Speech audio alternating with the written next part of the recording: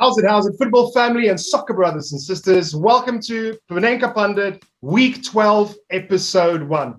Sorry that this episode is a little bit late, but there was so much that we had to take in that was happening this weekend. Managers getting sacked left and right, rumors of new managers, who's going to join Norwich, who's going to join Villa, is Ole even going to be sacked? Is there even any managers left for teams to have choices with that? We are joined by Ole today to help us discuss those topics there. Ole, how are things looking on your side, man? Hey everyone, my friend. All's well personally, but man, I'm still wearing black. I think I'm still stuck. I'm still stuck in that Liverpool defeat. We both are wearing black today. Not the result for you guys and not the result for us either. But I should actually be wearing, I don't know, maroon or light blue or something, because West Ham managed to upset Liverpool. And there was this thing in my head. Let's start with that game. There was just this thing in my head that said, West Ham are going to take this game. I don't think they were going to lose it. I predicted a 1-1 draw.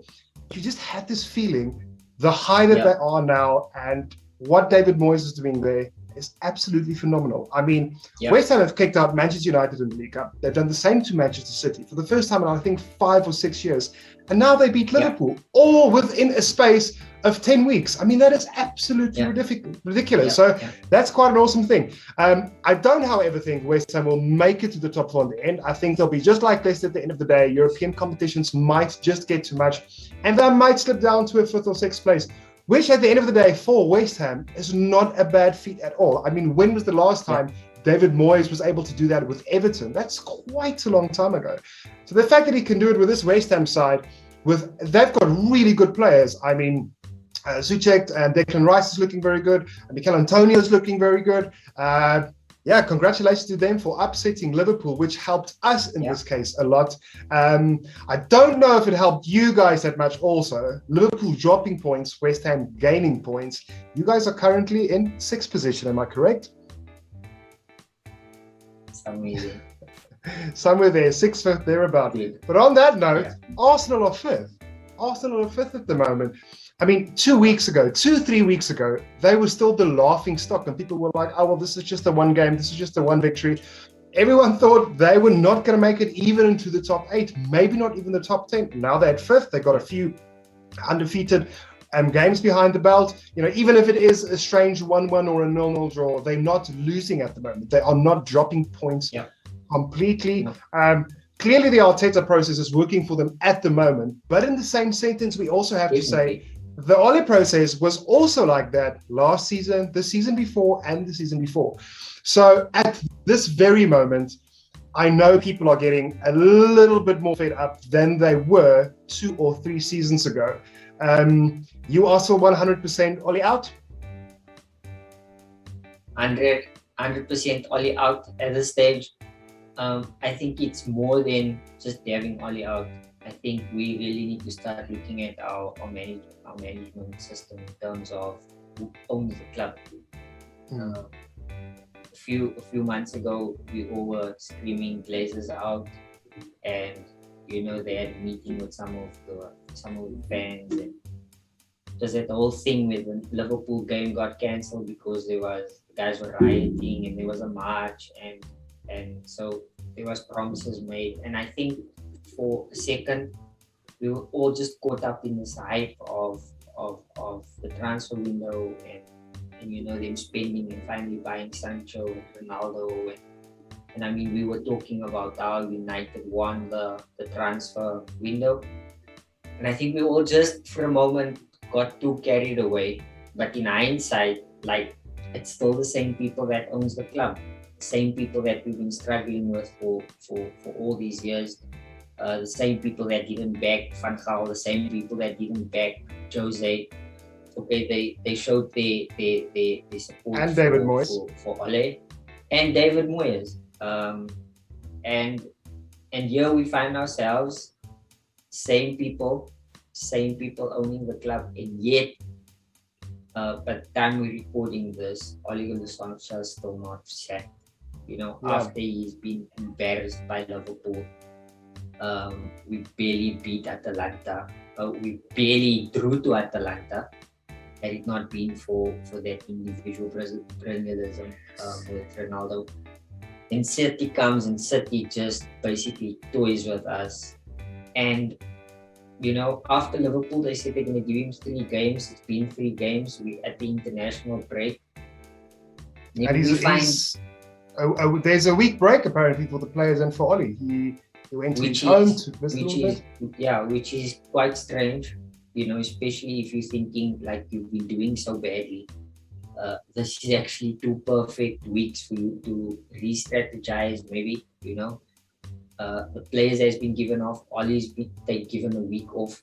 So we understand that maybe there's some stuff brewing, but nobody's saying anything. It's quite quiet in the United camp.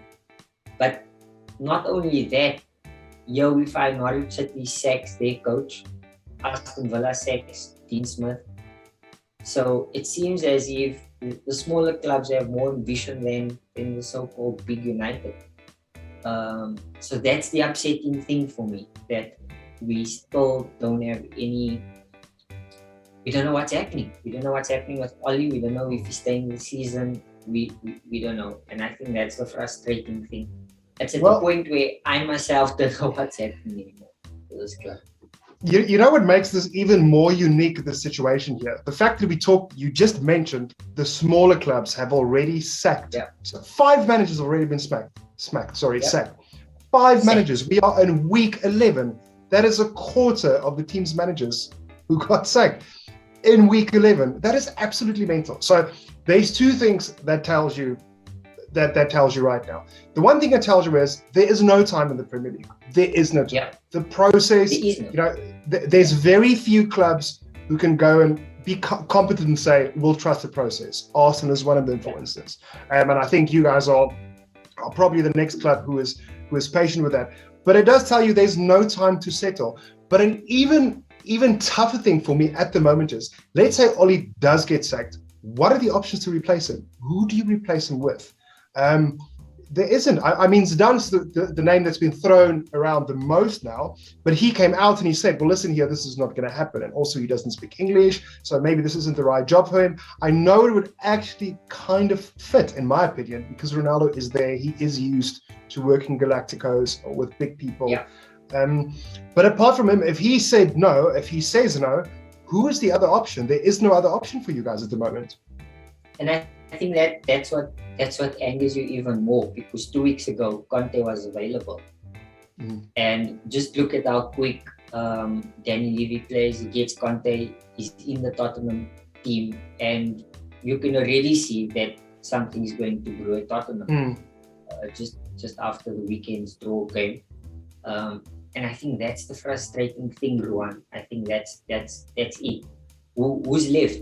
Zidane clearly doesn't want the job because, and I think it comes back again to management. Will the coaches that come in, will they have the liberty to do and to restructure as they please? Will they have the liberty to bring in the assistant coaches that they would like to work with?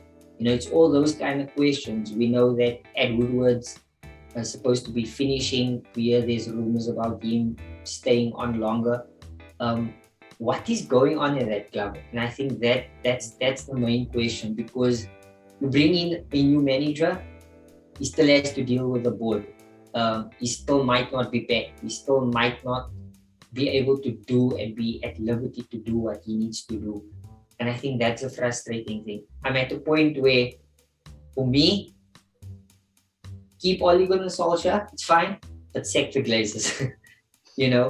Maybe because the new management that will come in will be like, at the end of the day, Ole is not going to take us where we need to be, sack him anyway, But at the point, I mean, we've had Louis van Gaal, we had Jose, we had Moyes, we've had Ole now. Like, things are still not changing, and I'm afraid, Ruan, at the point that we're going at, I don't even think we'll make top 4 if there's not great change that's taking place within this next couple of days, next weeks, in the international break. I mean, we've got Watford coming up next, we've got Chelsea, and then we've got Palace, then Arsenal. Out of those 4, I can't see us taking 3 points, maybe 3 at max. Watford beat who was it? Who did they beat 5-2? Everton? Was it Everton? Yes, it was Everton. And we lost against Everton 4-2. They lost against Southampton 1-0. Yes, 5-2 Everton. You're right. But Everton also have a few injuries. Everton also have injuries, and they're not completely where people thought they were. Yeah. But the fact remains they beat Everton. And Everton beat us 4-2 they scored 5 goals. That's quite impressive. Exactly. So us saying 3 points Everton, 3 points Watford, that's not the given. Then we go to Chelsea. Then we've got Arsenal still to come. We've got Crystal Palace that is playing phenomenal football under Patrick Vieira. Mm-hmm. I mean, where does that leave us? Patrick Vieira is playing a brand of football that you can clearly see what he's doing. Oliver Solskjaer still has not provided that to us in 2.5 seasons. Yeah. So that's we could be looking at least 10 points from the top, and we were supposed to be in some sort of league title chase. At this point, I think we barely trying to make top 4, and maybe that's the standard that the Glazers are comfortable with. Just making top 4, securing Champions League. But as a fan, that's sad. That is completely sad, and so I'm stuck there. If we bring in somebody else that can, even if it's a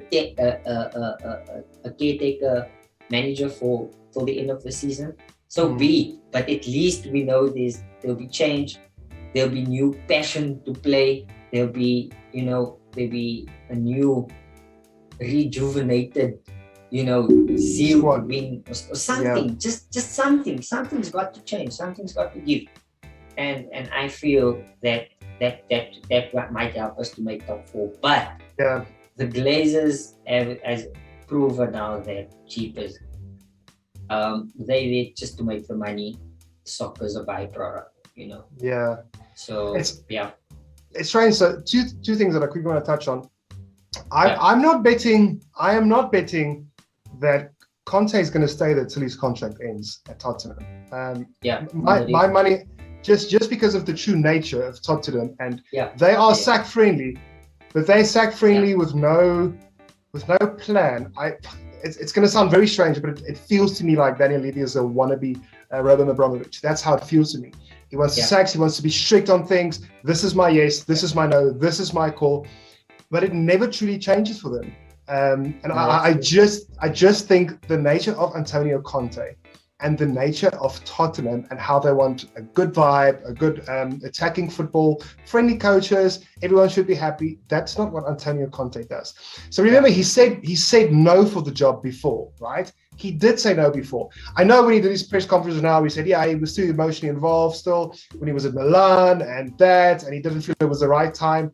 The reports that came out that time clearly said he doesn't want to be at Tottenham. He even said when he was still managing Chelsea, he said, getting trophies and getting into the European competitions for Chelsea is an absolute must.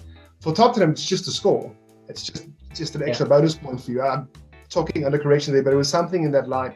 So I can't see Tottenham sticking to that dude for a whole season and a half, because that's basically what his contract is. So maybe till the end of the season, you guys can work it out. Maybe you can buy Conte out of contract from Tottenham. But I do think there is going to be some glitches. Remember against Everton, right? This is the Everton who lost 5-2 against Watford, right? Tottenham did not have one shot on target under Antonio Conte. And everyone was praising him and said everything looks better. And I'm just like, to not even have a shot on target. That's a big thing. That's the football that Conte plays. He's very defensive minded and midfield operates. That's it. But that's still against Everton. I don't.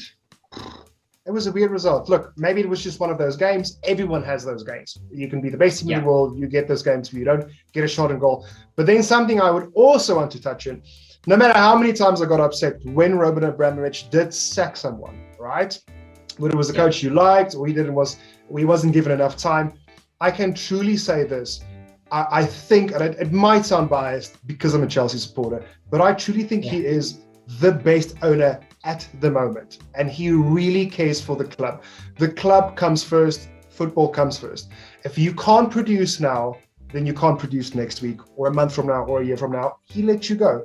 It's sometimes very tough to swallow, but I would say in a case like this, Ole Gunnar Solskjaer would maybe have lasted 6 months if he had to be at Chelsea, or maybe a full season.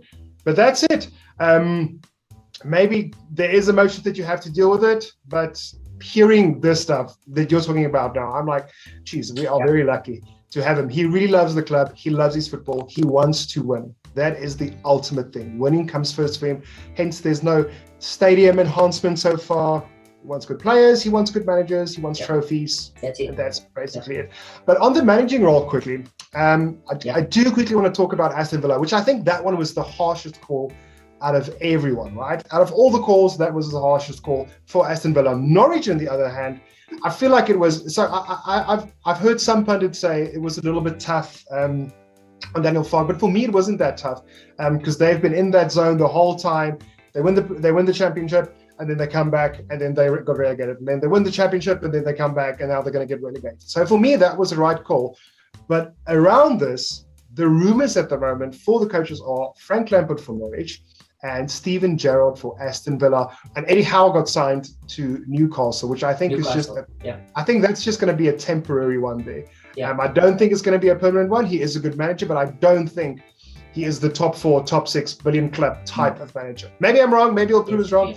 But based on the rumors, just quickly, I want to hear from an outsider, just based on the rumors for Villa and Steven Gerrard and Norwich and Frank Lampard. What is your opinion on that? Do you think they might take that job? I think. Look, that's kind of their thing. I would say to come into the Prem again. They'll put a few systems in place like Lampard did at Chelsea. Get a few guys within the budgets that they have, and they'll just run it out and just try and build from there. Definitely Newcastle. I don't think that will be a permanent thing. However, I think he did get a 2 or 3 year contract, if I speak under correction. But that is just a formality. I think at the end of the season, they'll definitely, once seasons are done, look at the more top-ranked managers. I think that would be good for both Steven Gerrard to go to Aston Villa and Lampard at Norwich. However, the position that Norwich finds themselves in is quite a tall order. It is. And getting them back into, just out of relegation to start with will be a tall order. And I think that's the main reason, and that's the scare. And like we said earlier, that there's no time in the Prem. If you fall behind with just 3 points, that 3 points are the difference between being relegated and being out of relegation. And I think that's the scare of Aston Villa that they had, because Villa spent over 90 million, I think, on Dean Smith, and I think they 2 points out of relegation, being in 16. So I think that's the immediate scare. If he loses one more, than relegation, So make the change, get the new manager in within this international break, and then build from there. So that would be my take on Gerrard and Lampard. Do you know what would be strange for me for Villa, or what was strange for me for Aston Villa, was the fact that John Terry left. So that was very strange for me. They were doing so well. He was a good defensive coach. That was all he was. He was just there for the defense. And now he left, and now the defense is all of a sudden leaking, even though they have 90 million odd, I almost said rand, 90 million odd pound zeros. They have more. I wonder if he might even come back permanently, but he looks like one of those people who would build himself up before taking on a big job like that. I think if you're one of those 3 coaches, John Terry, Frank Lampard, or Steven Gerrard, if you want to choose one of those teams, you would rather want to choose Villa because of the players that they have. So, and Norwich is going to be a tough one. That's going to be a very tough one. It was very strange to me. Norwich signed on loan, Billy Gilmore, who comes from Chelsea. So Billy Gilmore is a young Scottish player, and every single debut he has made so far, whether it was FA Cup, League Cup, Champions League, Premier League, or at the Euros for Scotland, every single game he played, right, he got man of the match for every debut he's made in any format, whether it was for club or for country. So it's very weird that Norwich bench him. I think if Frank goes there, maybe he would revive that young lad again. Maybe he'll sort out some of the loan problems at Chelsea. It's a tough one, that. But listen here, this was a sack fest, an absolute sack fest this last 11 weeks. I can't believe the amount of managers that have gone. And then Ole, out of all people, still has the job there. It's going to be an interesting rest of the season, this. And remember, when we return, we don't have international break for quite some time now. Quite some time, yeah. Quite some time. So now would be the ideal time. If you're going to do anything, now would be the ideal time. Yeah. Get the manager out, get the new one in, get them. And we've got such a lot of players that didn't go to join the national squad. I mean, everyone's there, everyone's available. Get the manager in, you know? Yeah, so I think for me at this point, Ruan, I think it's just time to get the Glazers out there. Yeah, I can see in your face you are no more patience. I'm actually here. This is where I'm at. I was waiting for that. I was hoping you would do that the whole show through. I'm actually here. This is where I'm at. Apart from Ole, I do want to ask you, Ole, is there any players that you think can maybe put their hand up a little bit more and maybe take initiative? Look, we know already that Cristiano has saved a few games for you guys, so he's at least putting his hands up, and he has this absolute serial mentality of winning. He will not draw a game. He will not lose a game. If you are drawing, he will get that win. If you are losing, he will get that draw or even maybe the win. Is there anyone else in the camp, let's say Ole aside, that can maybe start putting up their hand and say, well, listen here, I can change this. I know Bruno Fernandes is not on the same level that he was last season. Is that because him and Pogba? I don't know, Sancho? Do you have advice for me? I think the players have been putting their hands up. I think the players have always been playing for it. And I think it's at the point now, it's like, I'm tired of doing your job for you. It's time we get a better manager in that can actually give us the tactics to go play. There's been rumors, most people believe, they say Ole's a PT coach and all that, because we've never seen tactics in the game. We can't see the gameplay. We can't see what they're trying to do. We still don't know who the starting 11 is, you know. And so I've always had this notion, and a lot of other people as well, is like, Ole tells the guys, boys, just go there and just do what you have to do. And that's why we've been seeing such a lot of individual brilliance. Like, it doesn't come from open play. It doesn't come from a set piece. It is just in the moment, and there's the goals. And I think that's been our seasons over the time. So we really need someone just to come in. And I think it's gotten to such a point where everybody's been just doing their own thing so much that even players like Bruno doesn't know what he's doing anymore. People are slating Maguire, but Maguire doesn't know where he's at. He has been very bad though. Look at Luke Shaw's form. Look at Luke Shaw's form, like from coming back from the European Cup. He's been phenomenal. But now 1 week you're playing a back five, the next week you're playing a 4. Am I defending? Am I attacking? What am I doing? Wan-Bissaka, the same thing, you know. And so we can go on. So I think there's just such a lot of inconsistency there that we really just need someone just to come and garrison the boys, just give them a game plan. Make sure the game plan is initiated and take it from there. I believe we'll see, because bruv, at the end of the day, look at that squad. We've got one of possibly the best squads since Alex Ferguson. Great individuals, not a team.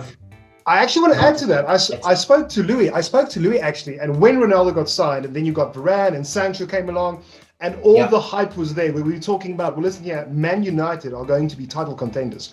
While we were doing that, it was mentioned a few times that as a bunch of individuals, this Man United team actually looks better on paper than the treble winners did.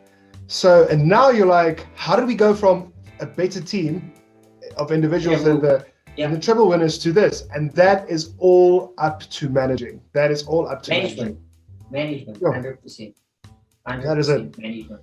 All right. So I actually can't wait for just a proper manager to come in, and I think that's why I wanted anyone to come in, just to come and see what the possibilities are with those players, you know.